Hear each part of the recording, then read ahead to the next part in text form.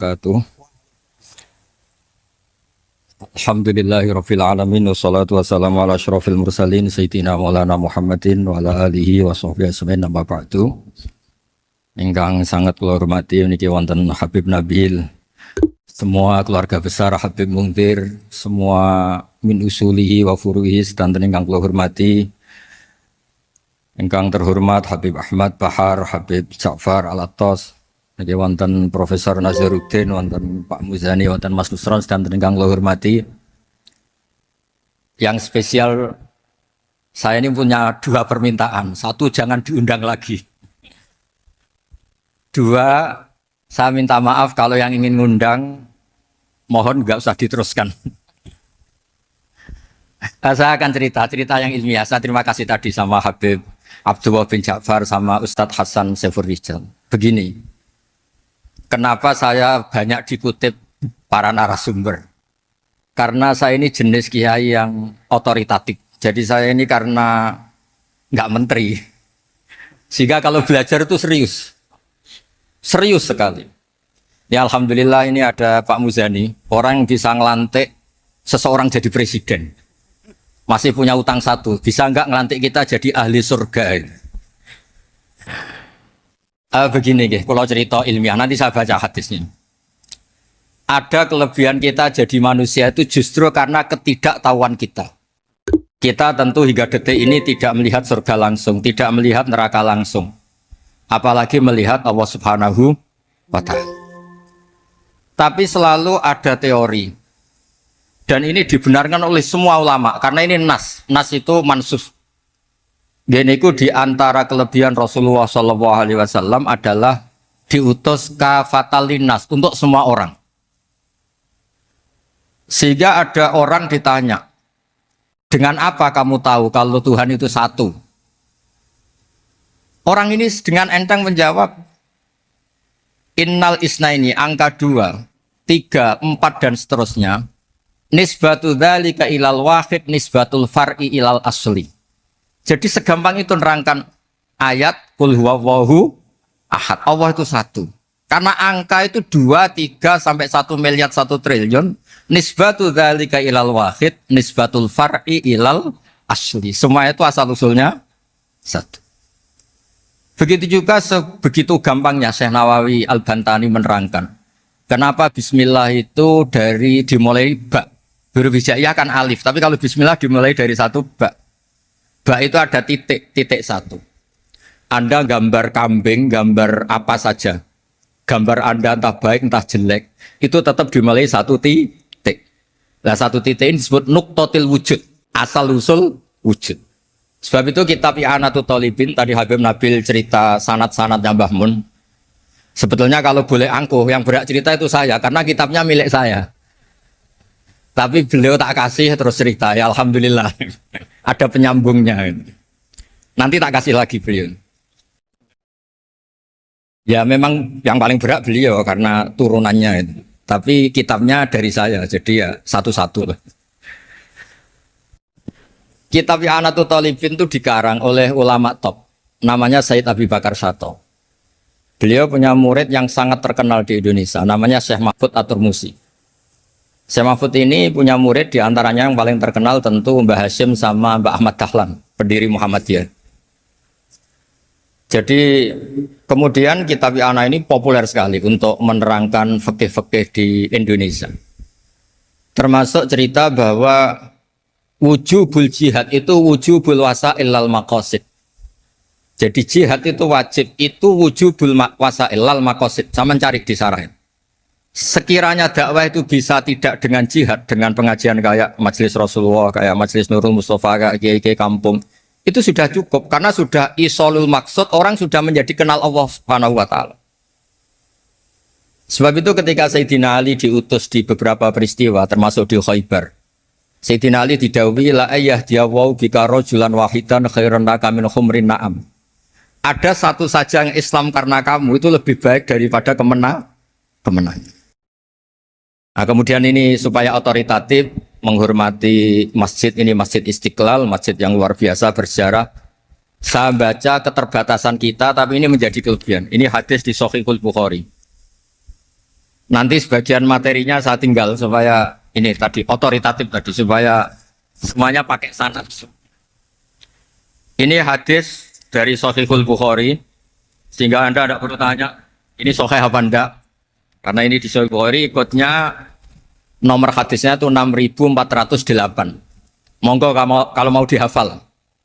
Biasanya jenengan kan hanya hafal Arba'in Nawawiyah. Ini hadis ini nomor 6408. Ada keterbatasan yang akhirnya menjadi kelebihan kita, yaitu kita tidak tahu Allah Subhanahu wa taala. Suatu saat para malaikat ditanya, apakah mereka yang membaca tasbih di sini, misalnya di Istiqlal ini, ngerti saya, kata Allah. Kata malaikat, tidak tahu. Fayaqulu hal ra'auni. Qal fayaqulu nala wallah ma ra'auka. Qal fayaqulu kaifa la ra'auni. Yaquluna la ra'auka kanu asyadda laka ibadatan wa asyadda laka tamjidan wa aktsara laka tasbihan. Andaikan manusia itu ngerti engkau ya Allah, maka tasbih mereka ini akan lebih dari kita. Saya beri contoh, ini terutama untuk dzurriyyah Rasulullah SAW. Nabi itu manusia, bashar, tapi lakal bashar. Nabi ketika muji Allah Subhanahu wa taala ini supaya kalau sholat jangan hayati. Misalnya pertama muji begini. Lakal hamdu mil'us samawati wa mil'ul ardi. Kebanyakan di Jawa memang baca pakai rofaknya mil'u. Tapi di beberapa sanad dibaca mil'a, itu urusan Arab lah. Engkau itu saya puji seluas langit dan bumi, seluas langit dan bumi. Seluas langit dan bumi itu enggak keren. Karena langit ini tetap mahsurah. As-samawat ini apapun luasnya langit itu tetap terbatas. Bumi apapun luasnya juga terbatas. Apa yang diteruskan oleh Rasulullah SAW? Wa mil umasyi'ta min syai'im ba'du. Dan pujian saya ini ya Allah sesuai kehendakmu, sejumlah kehendakmu. Karena ini yang tidak terbatas. Begitu juga ketika Nabi dengan keterbatasan sebagai manusia, bukan sebagai Habibullah, atas nama manusia. Nabi itu punya dua sisi. Kadang sebagai bashar, kadang sebagai Habibullah. Dan sama-sama penting untuk mengawal Islam ini. Saya ulang lagi, sama-sama penting untuk mengawal Islam ini. Ketika Nabi sebagai bashar ngendikan begini. La nufsi Allahumma lakal hamdu hamda yuwafi ni'amaka, misalnya pakai mukhatab wa yukafi umazidak.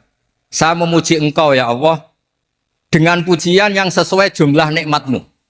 Wa yukafi umazidak, dan bisa berserasian dengan tambahan-tambahan nikmat. Tapi apapun luasnya nikmat itu terbatas. Sehingga Nabi nambahi, la ukhsi thana'an alaika anta kama atneta ala nafsik. Saya muji ini tidak terhitung. Sama sejumlah pujian yang engkau lakukan. La ukhsi atau la nukhsi thana'an alaika anta kama atneta ala nafsik. Sehingga ini kreasi-kreasi Bani Adam yang malaikat itu tidak bisa. Saya ulang lagi. Ini kreasi-kreasi Bani Adam yang bakat malaikat itu tidak bisa. Ini saya baca di kitab Fathul Bari, ini sarahnya kitab Bukhari.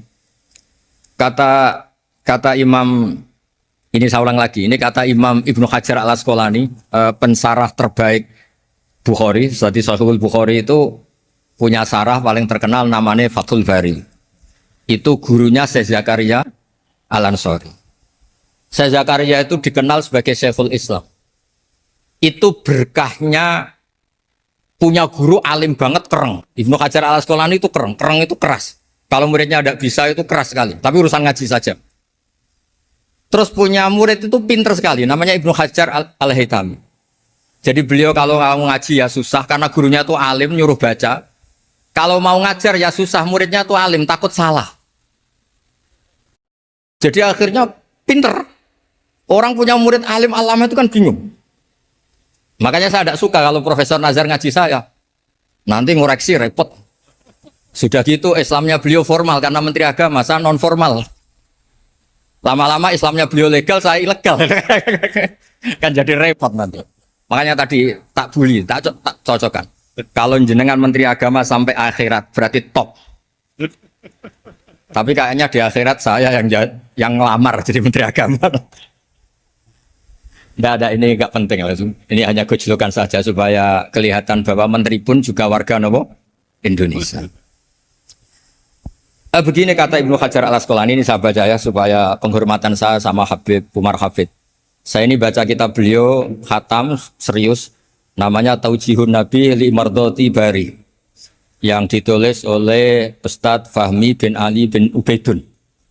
Saya baca banyak, termasuk ketika beliau punya manhaj yang tidak populer, kata beliau fala buddha antuwattina nafsaka ala annana khudamatu hadal kaun. Kamu harus yakin bahwa tugas kiai, tugas ulama itu khudamatu hadal kaun, mengkhidmati semua alam raya ini. Dan jangan pernah putus asa, misalnya melihat non muslim terus kamu putus asa, ini non muslim enggak? Bisa saja suatu saat rubbama aslama fakhasuna islamu. Bisa saja dia Islam fakhasuna Islam. Nah, ini wirasah nabawiyah, karena dulu Nabi ketika dari kampung Abdi Yalil dan disakiti, malaikat Jibal itu usul supaya kampung itu dihabisi. Kata Nabi apa? La bal arju ayukhrijawah min aslabihim ma ya'budu wa la yusyriku bihi syai'an. Bisa saja bapaknya masih kafir, anaknya Islam, cucu-cucunya apa? Islam. Kayak apa Nabi itu? Rojaknya Masya Allah.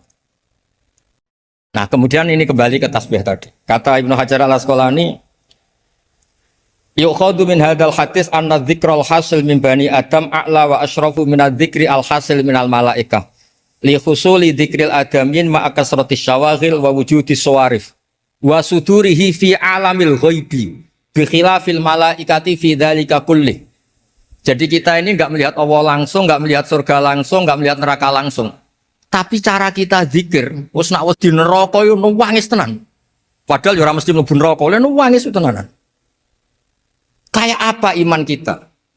Nah, iman seperti ini sesuai kriteria awal sing dikersana Allah, alladzina yu'minuna bil ghaib. Maka andekan saya ini kok dikasih mukasyafah sama Allah untuk melihat surga, saya milih enggak melihat supaya ngikuti yang tetap ghaib. Nanti kalau saya melihat langsung kemudian iman, kata Allah, akeh tunggali aku iman mau melihat itu.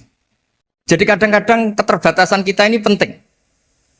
Makanya masyhur Nabi pernah ngendikan tuba liman ro'ani wa amanabi.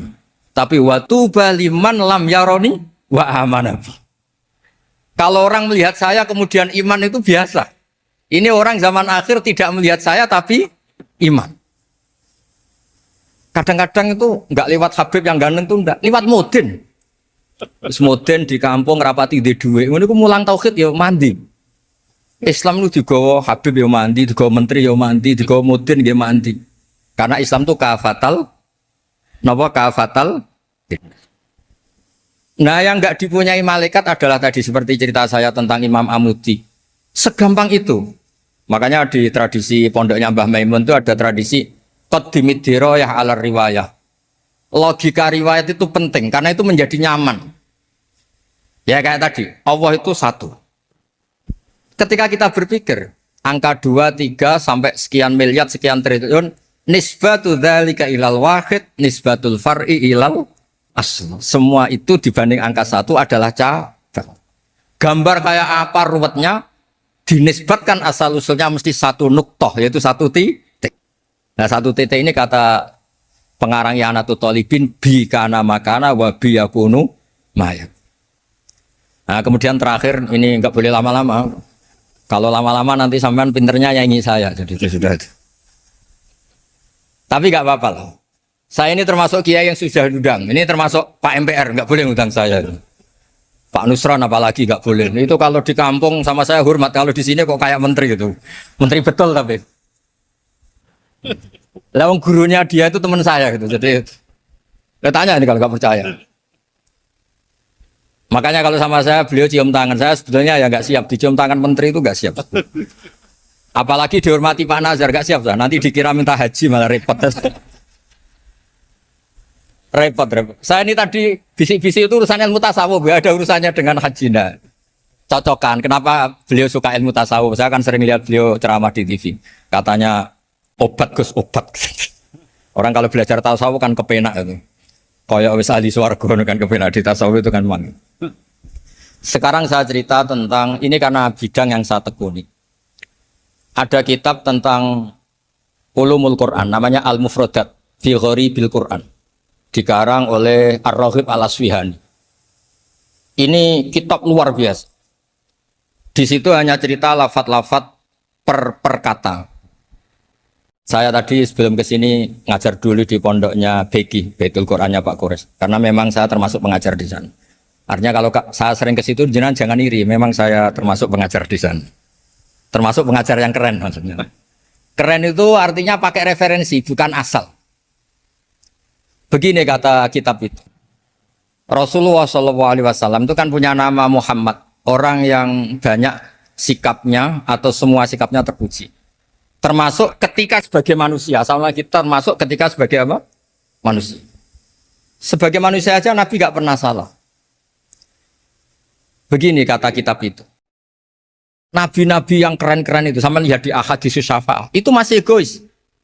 Ketika ada haulul mauqif, ada prahara mauqif, itu semua Nabi bilang nafsi, nafsi, nafsi, nafsi. Ketika dimintai syafaat bilang nafsi, nafsi. Tapi Rasulullah SAW itu beliau ngendikan ummati, ummati. Dan beliau ketika dimintai syafaat, kata beliau, sudah, analah, saya bisa memberi syafaat. Kata beliau, fa'akhirru lillahi ta'ala sajidan. Fayaqulu li ya Muhammad irfa' rosak. Wasal tu'toh wasfa'tu syafa'. Kayak apa hebatnya Rasulullah SAW? Umumnya para nabi melihat akhirat itu sudah akhir dari semua amal. Itu menurut Nabi Muhammad gak keren. Allah itu gak bisa didikte akhirat. Allah itu Tuhan, tetap yaf'alu ma yas. Jadi gak bisa misalnya sudah akhirat orang nyuwun sewu.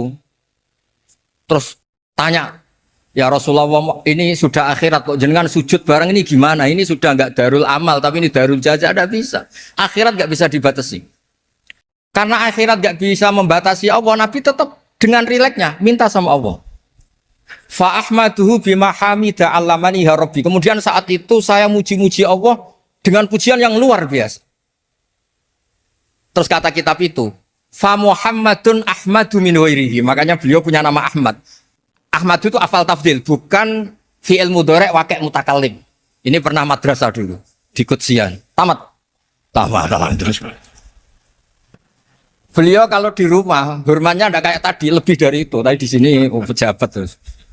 Sembrono kalau di sini itu kelewat itu. Ya tapi enggak apa-apa itu. Tadi sudah dipuji, akhlaknya baik, apa-apa baik, alhamdulillah. Fa Muhammadun ahmadu min ghairihi. Ketika para nabi enggak bisa muji Allah di mahsyar, bahkan mereka-mereka itu nyuwun sewu egois, hanya mikir diri sendiri, nafsi-nafsi. Rasulullah Muhammad ini punya nyali untuk muji Allah. Dan tetap mengajukan permohonan apa? Syafaat.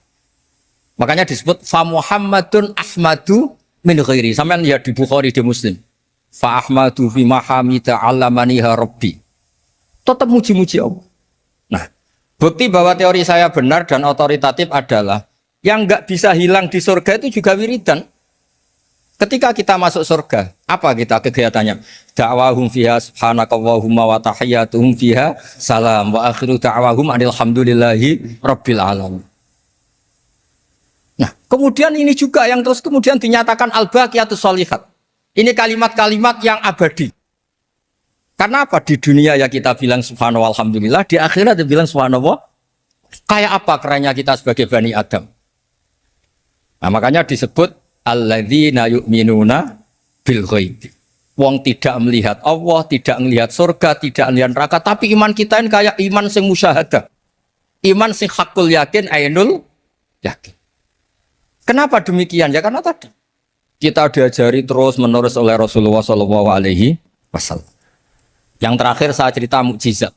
Ini juga terkait dengan betapa mudahnya hadad din ini di logika, dicerna. Kata Rasulullah SAW, sabda Nabi di hadis, salang lagi ini hadis sahih. Di bab awal Fadailul Quran di Sahihul Bukhari. Dicek kalau gak percaya dicek. Ma minal anbiya'i nabiyyun illa u'tiya minal ayati ma misluhu amana alaihil bashar. Wa innama kana alladhi utitu wahyan awhahu wa hu ilayya fa arju an akuna aktsarahum tabi'an yaumal qiyamah. Enggak ada nabi kemudian kecuali dikasih wahyu, dikasih mukjizat. Dan mukjizat ini dahsyat sehingga orang itu dipaksa iman. Kayak Nabi Soleh, ada unta besar keluar dari batu. Nabi Musa punya tongkat Dipukulkan ke Laut Merah langsung apa? Menyibak jadi daratan. Tapi kata Nabi Muhammad SAW, saya itu tidak punya mujizat kayak itu, juga gak ingin. Saya ini dikasih mujizat Al-Quran. Dan saya berharap karena mujizat Quran ini adalah, terus kemudian umatku menjadi yang terbanyak ila yaumil. Ya, sekarang kita berlogika. Ini kata kitab Fathul Bari lagi. Kita berlogika. A'jaza yu'jizu i'jazan. Sesuatu yang menjadikan orang lain gak mampu disebut i'jaz. Kemudian karena ayat menjadi mukjizat, sesuatu yang kita sepakat tidak mampu. Nah kalau itu masalahnya, tongkat dipukulkan laut kemudian menjadi kering, kita mampu enggak? Enggak kan? Tapi pertanyaannya, Anda bikin nyamuk mampu enggak? Enggak kan? Anda bikin sapi, bikin onta mampu enggak? Enggak kan? Makanya Nabi Muhammad SAW cukup, sudahlah kamu itu manusia, bahkan sekedar menciptakan lalat itu enggak bisa. Inna wahala yastahi ayyadriba masalam ma'ba'udatan fama fau. Kemudian mukjizat ini sama Nabi dicontohkan hal-hal yang keseharian kita.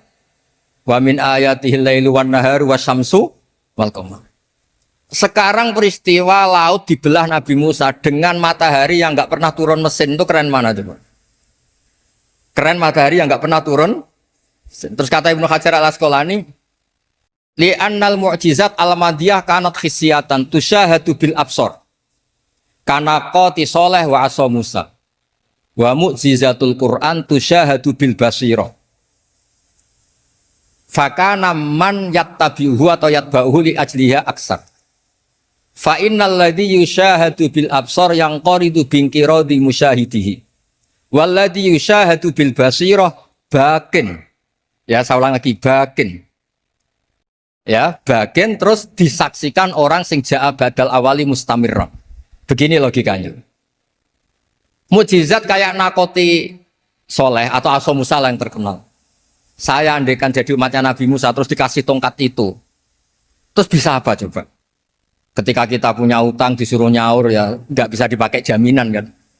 Sudah gitu orang tanya ini asli apa enggak? Kalau asli buktikan. Kan ya repot.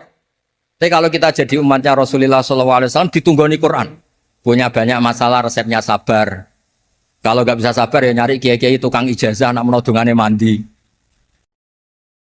Karena orang mensifati Allah itu macam-macam. Makanya saya pastikan nggak ada agama yang mengajarkan rasional kayak agama apa? Islam. Makanya liqaumi yaqilun liqaumi yatafakkarun. Coba misalnya nyamuk. Kamu bikin nyamuk tidak bisa kan? Nyamuk punya organ tubuh kecil, organ tubuhnya punya urat. Kamu mikirnya kayak apa? Sekedar bikin patungnya saja tidak bisa, apalagi bikin nyamuk. Jadi untuk mengakui kudrohnya Allah yang tidak terbatas dan kita lemah, itu tidak usah nunggu peristiwa kayak terbelahnya laut. Cukup wa ma min dabatin fil ardi wala ta'ir yatiru bi janahihi illa umamun amsalukum inna fi khalqis samawati wal ardi waqtilafil laili wan nahar seterusnya la ayatil liqaumi yaqil. Nah, gara-gara pola yang diajarkan Nabi itu ila yaumil qiyamah orang tetap Islam karena nyaman dengan kepastian mukjizat ini baqiyah ila yaumil qiyamah. Itu kayak apa baiknya Nabi? Makanya saya suka tadi burda yang dibaca. Ada ulama kayak Muhammad bin Said Al-Busiri yang ngarang burda. Itu kalau berpikir itu sederhana. Ngeten lho Gusti, malah nerangno pangeran. Lama da'awa da'ina li ta'ati bi akramir rusli kuna akramal umami. Ngeten lho Gusti, karena Rasul Muhammad itu terbaik, ya logikanya umatnya juga terbaik. Jadi lama da'awa da'ina li ta'atihi bi akramir rusli mesti kuna akramal umam. Jadi burda ini saking manjanya sama Allah sampai bilang gini. Wala yadhiqa Rasulullah jahuka bi idzal karimu tajalla bismimun takim. Ya Allah, engkau telah menamai Nabi engkau itu Raufur Rahim, yang penuh kasih sayang, yang sohibus syafaat.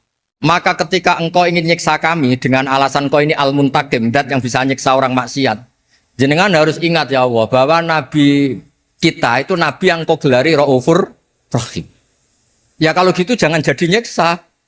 Terus gunanya apa digelari Raufur Rahim reso nyafaati gitu. Itu jenis wala yadhiqa Rasulullah jahuka bi idzal karimu tajalla bismillah. Terus fa inna min judika dunya wa darrataha wa min ulumika ilmal lawhi wal qalam. Dan itu juga yang dibuktikan Rasulullah SAW. Sampai beliau ngendikan likulli nabiyyin da'watun mustajabah wa akhtabi da'wati syafaatan ummati yaumal kiamah. Semua nabi itu punya doa yang mustajab dan semuanya sudah dipakai di dunia. Tapi saya menyimpan jatah itu supaya saya tetap punya hak syafaat fi yaumil kiamah. Terus ini bukti-bukti bahwa ilmu yang selama ini diajarkan para habaib, para kiai itu otoritatif. Saya hanya bantu jenengan memastikan kalau hadis itu sahih dimaknai oleh ulama-ulama yang kredibel. Ya, perjanjian terakhir tadi. Saya ini termasuk kiai yang sergap tanya Mas Nusron. Pak Muzani juga pernah ke rumah saya. Meja saya itu isinya ya kitab. Habib Nabil pernah ke kamar isinya kitab. Jadi kalau jenengan ngundang saya itu berhadapan-hadapan sama hukumnya Allah, yaitu ganggu orang belajar gitu aja. Mohon ngoten mawon. Assalamualaikum warahmatullahi wabarakatuh.